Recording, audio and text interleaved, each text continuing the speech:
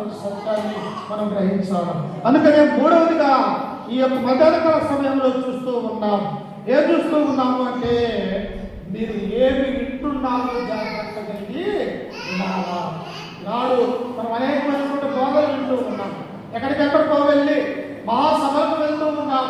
అక్కడ వారు చెప్పేది సరైనటువంటి బోధ, లేకపోతే బైబిల్లో ఉన్నటువంటి బోధ, లేకపోతే బైబిల్లో లేనటువంటి బోధ నేర్చుకున్నారా, సరైనటువంటి బోధను నేను గ్రహించగలుగుతున్నానని నీవు ఆలోచించలేకపోతే వారు ఎలాగైతే ఈ లోకంలో పడిపోతారు, నీవు కూడా అలాగనే పడిపోవటానికి అవకాశం ఉంది. అందుకనే ఏమన్నాడు చూడండి ఒకసారి. మార్కు సువార్త 4వ అధ్యాయం 24వ వచనంలో చదువుకుంటే ప్రభు అయినటువంటి యేసుక్రీస్తు వారు అక్కడ సెలవిచ్చాడు. ఒకసారి చూడండి.